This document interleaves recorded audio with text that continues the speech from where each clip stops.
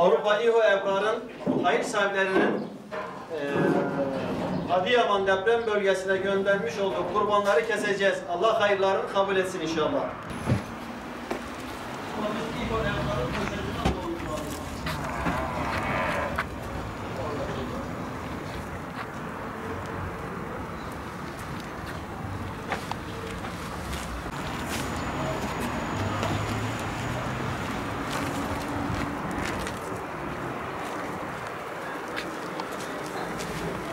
Allah tekrardan aramız mübarek olsun hocam.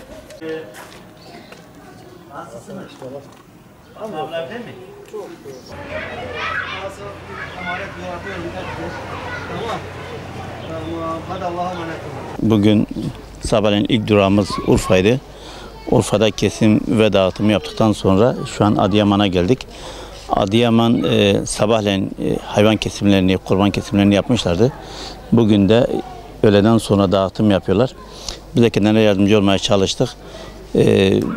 Deprem bölgesi olarak şu ana kadar ilk depremin ilk günden şu ana elimizden geldiğince yardımcı olmaya çalıştık ve bu mağduriyet devam ettiği müddetçe de yardımcı olmaya çalışacağız. Yalnız hayırseverlerden isteğimiz, istirhamımız yıllar geçtikçe, günler geçtikçe bu mağduriyetin unutulmamasıdır. Çünkü acılar bazı yerlerde ciddi anlamda taptazedir. Mağduriyetler taptazedir. Bu mağduriyetlerin giderilmesi ve destek verilmesi için umut karvanı olarak hayırseverlerin desteğini her zaman bekliyoruz ve onların desteğine de bizler de muhtacız. Onlar yardım yapamayınca bizler de yapamıyoruz. Bu bayram kurban eti dağıtımı notasında geçen yıllara göre oran çok daha düşük bir durumda.